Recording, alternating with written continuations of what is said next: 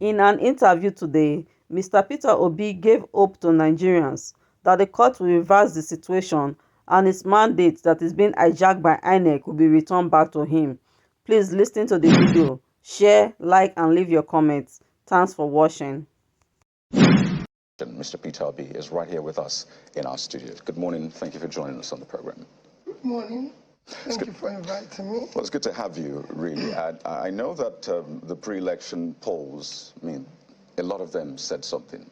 They put you as the winner. And I imagine in the whole scheme of things, you may have envisioned this moment, this period after the election, as a president-elect. You may have maybe envisioned what you'll be doing, the kind of deliberations you'll be doing. But that is not the case, clearly. And I just wonder, from your own point of view, because we hear your manifesto, we hear all of these things, but in terms of the emotional angle, how are you handling the result of the election, which goes against perhaps what you had anticipated?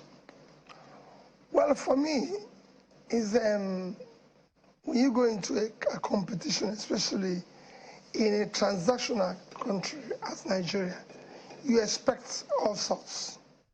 And whatever the outcome, the most important thing is to stay on course. And for me, I'm on course on this because we've seen probably what I consider the worst election in our recent history because of the electoral law of 2022, which gave so much hope, and the huge expenditure we put into technology. You know what it means, spending over $1 billion, 400-something billion. So there was so much that was promised.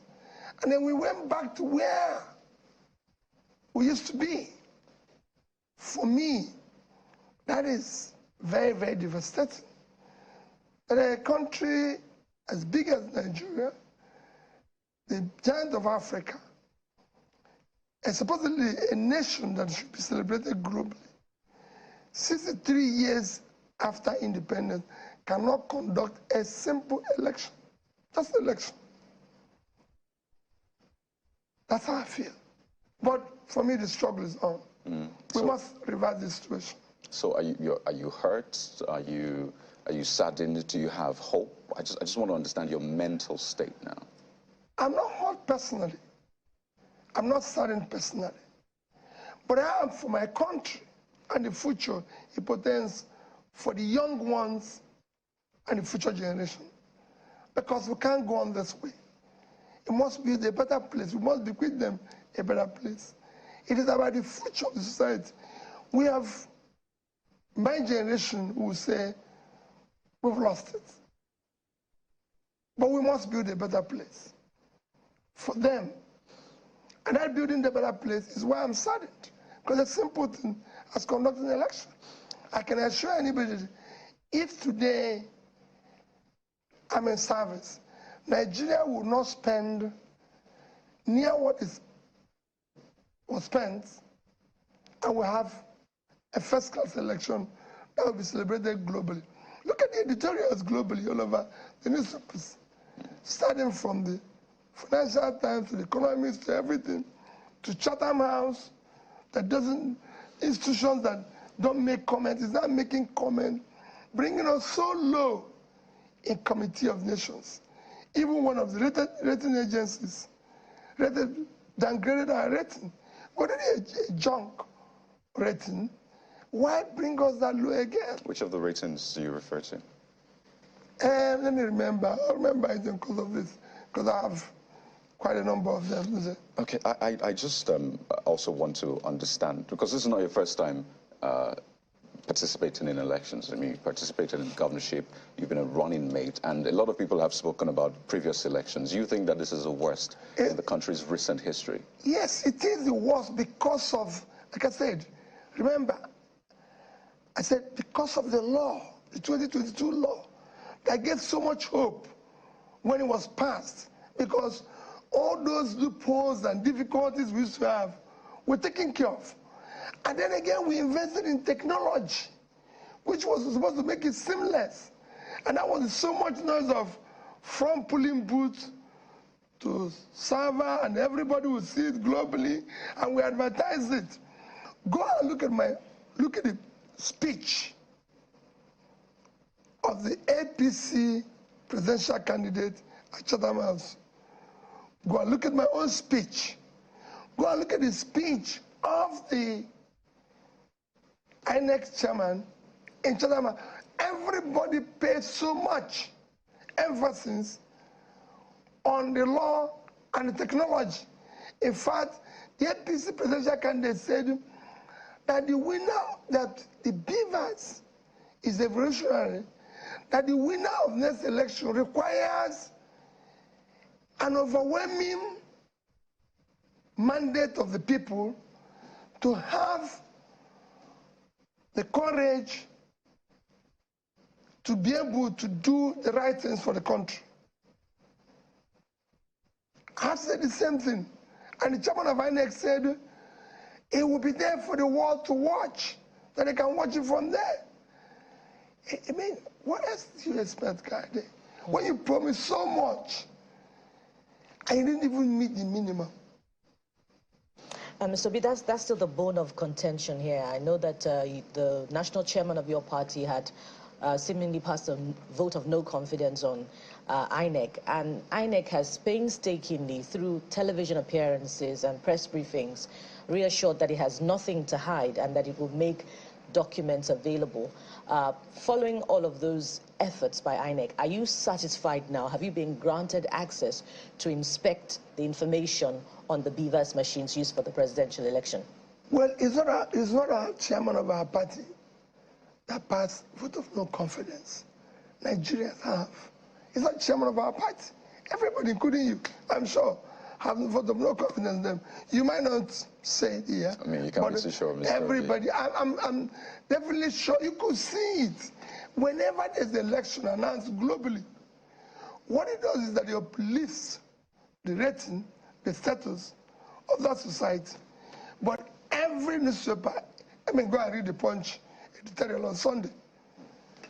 And this editorial, it has never happened before where we have bad editorial globally and internally, where people are saddened. Go to the airport. If you're not sure, but just when you finish this program, go out on the street and ask people, how do you feel? And they'll tell you. So Nigerians have passed vote of no confidence, not the chairman of Labour Party. An issue of BVAS and everything, we have legally, within the law, approached INEC requesting to inspect the materials on which they conducted the election. And I believe they are cooperating. Even when they said they will reconfigure, they've said they are going to put it at the back end server so that we'll be able, after the election. And for me, we don't want to disrupt the process, electoral process that is ongoing. We want to do things in an organized manner, because at the end of the day, it's our country.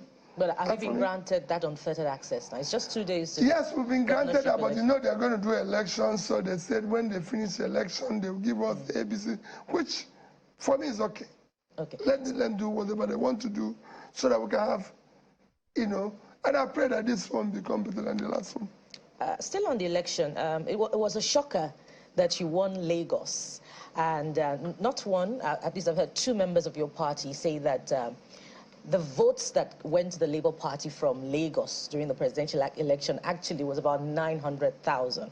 And I'm just wondering how believable that is, you know, if the accredited number of accredited voters is 1.347 million, and you know, what went to the presidential candidate of the APC, who, by the way, is also very popular in Lagos, is 572,606 votes. How possible is it that you would have secured about 900,000 votes in Lagos? So what would have gone to the presidential candidate of the APC? I can assure you that the position announced by INEC is false. It's not wrong. I don't know exactly what it would have been, but I can show you. But you have your results. Our votes are far more than that. These are not issue of contention, which I don't intend to say there, but our figures are far more than that. Because the matter is in court. And now. its matter is in court, so I'll leave it at that. What did we do? Because we campaigned and told the people the right things. And remember, my watchword is go and verify whatever I'm telling you. You can only draw from the past. We campaigned, told the people the truth, nothing but the truth. And they know that from our past what we're promising we're going to do. We wanted to build a new Nigeria where this Lagos will be a place and a financial center, not just for Africa, but probably the Middle East. We need a place that we will use to drive the change of Africa in terms of finance. And I'm part of that world. And the same thing is what we have done all over Nigeria. Because we have, the North would have been something where you have engine of pulling people out of poverty due to massive agricultural production that will lead to industry, that will lead to export.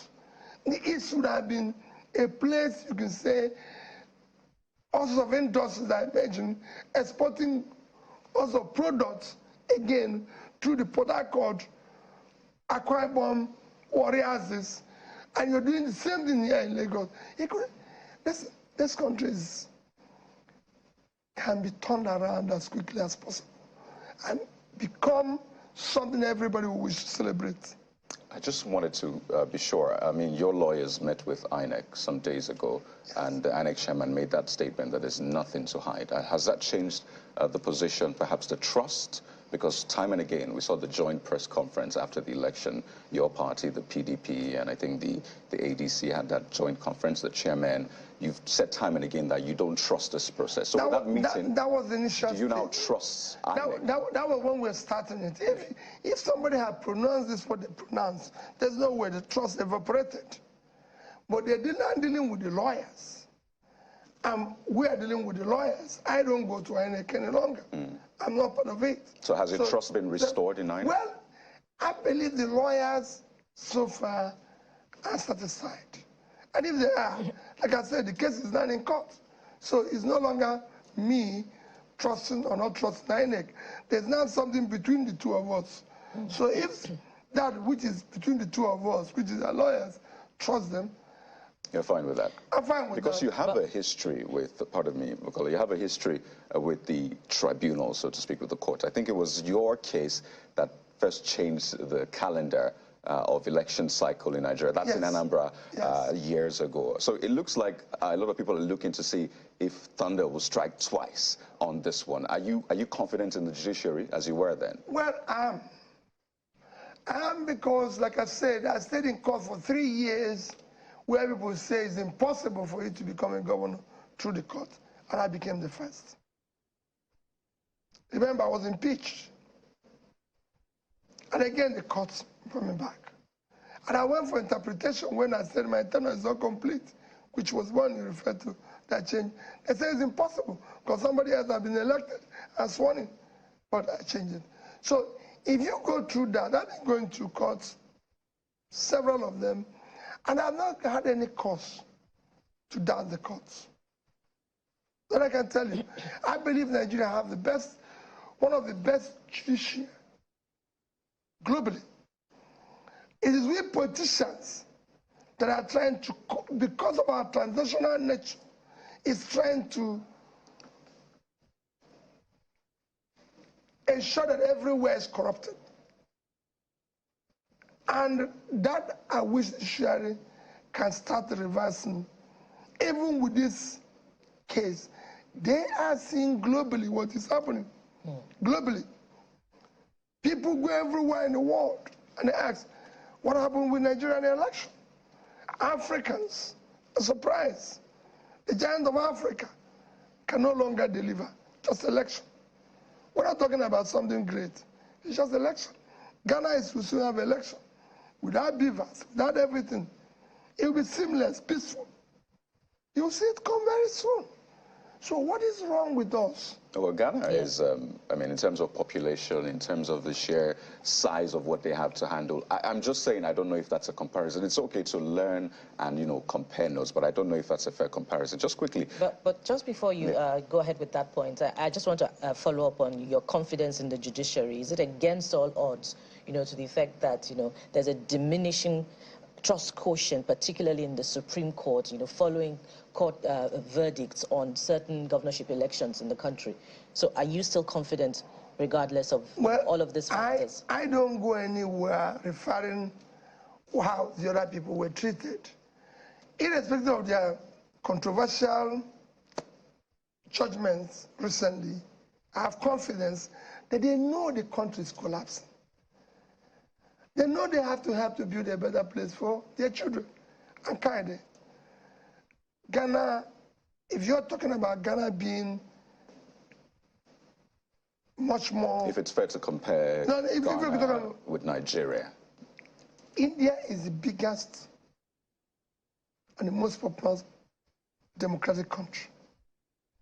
India in my last count, have, I think, 912 or 900 plus registered voters, which is about 10 times that size of Nigeria. And India election participation, electoral process, is about 67%.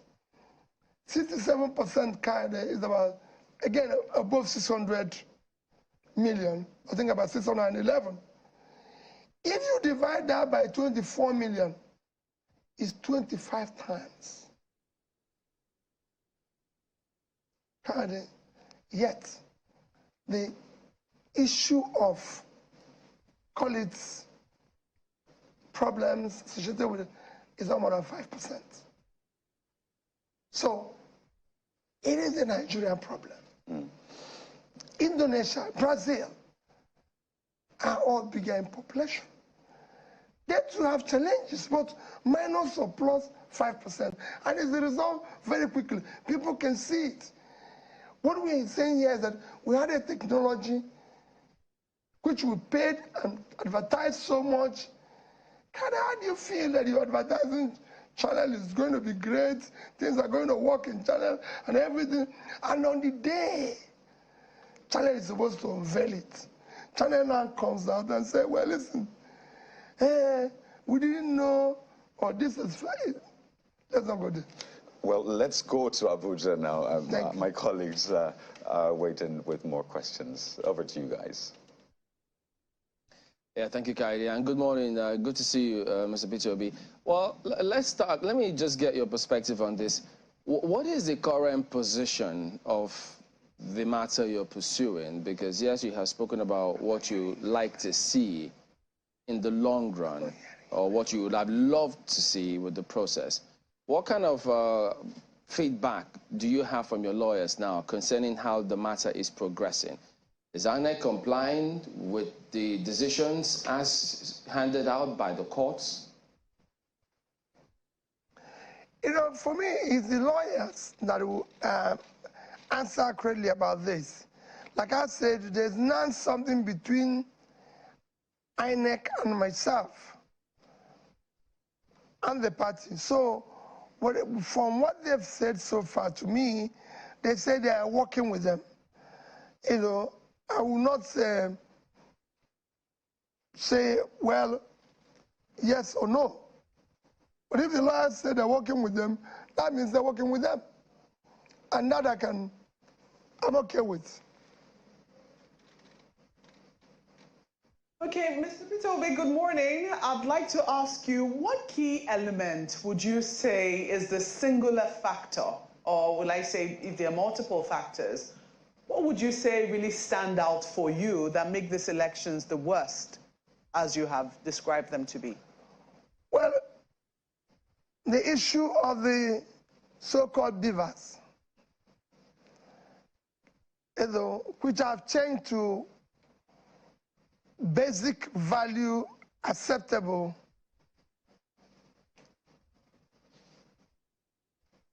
So, you have promised that you're going to conduct an election through a particular process. And that process failed completely. So that is it. So Accurate in to effect, say that the beavers failed completely. The Would that be server- accurate, considering the fact that, the server you which know, we were for told, accreditation, no, the server, beavers okay, worked, it was okay, to take the pictures. Okay, maybe not completely, but it failed on the most critical aspect of the beavers. You know, it failed on, it's like a situation where you've been promised this fantastic three-course meal,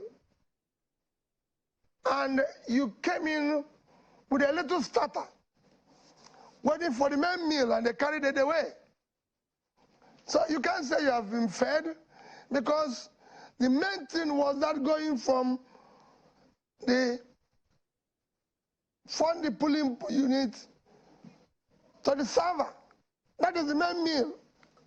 So they took away the main meal and said, okay, the beavers have worked, because so you can't walk out and say the meal was fantastic, because after all, they gave me the little starter, and then the main meal was not served.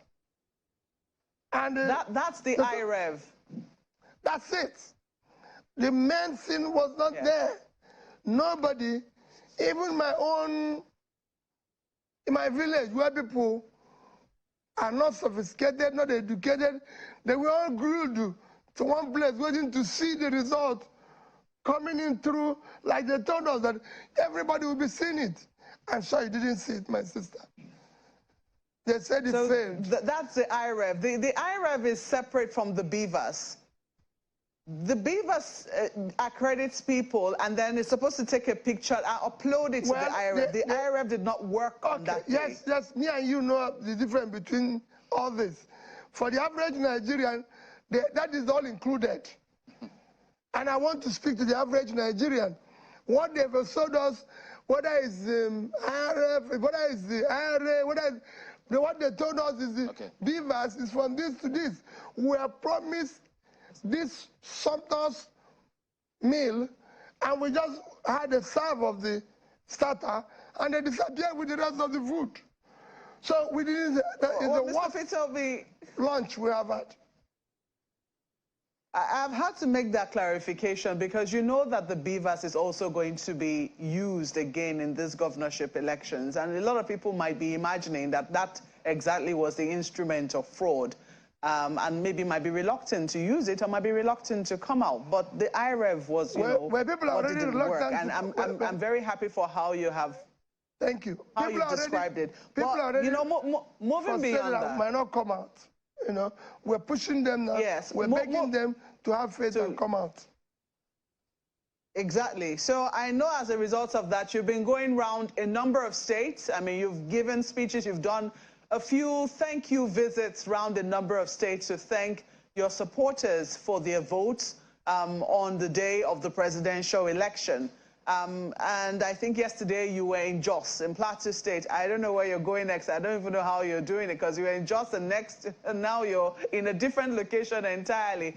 I'm wondering, what state would you be really keeping an eye on for your governorship candidates? Because some people within your party are saying, yes, we voted you because of your capacity and your competence, but we're not going to blindly vote Labour Party, you know, top to bottom in all cases if we're not confident about the candidates that your party is fielding. How are you going to persuade such people to, you know, continue to support the Labour Party and understand party politics, as the case might be? Let me tell you, I support the obedience. Please do not vote blindly. We have a country, and we have a problem, and we need to deal with it.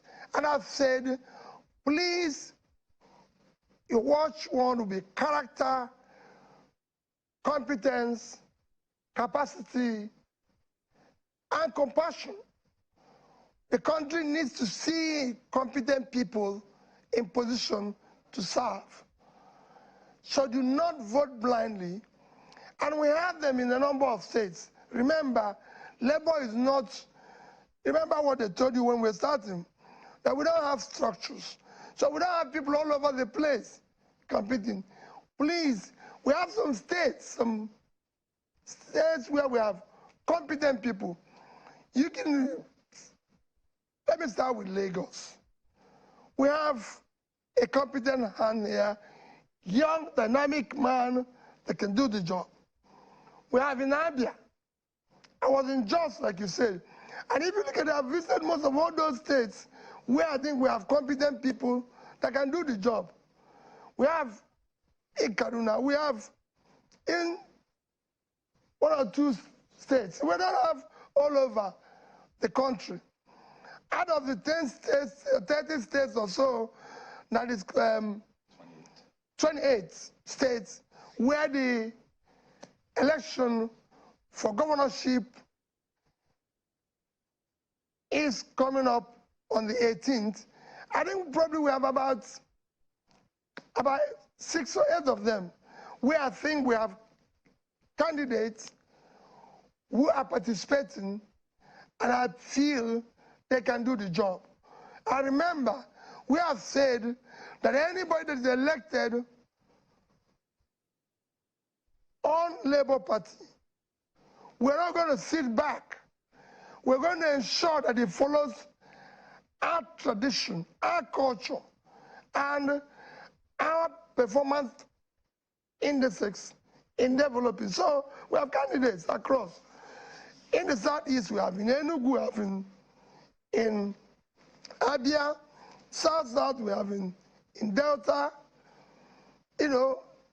Southwest, we have in Lagos, in North Central, of course, mentioned Jos and others.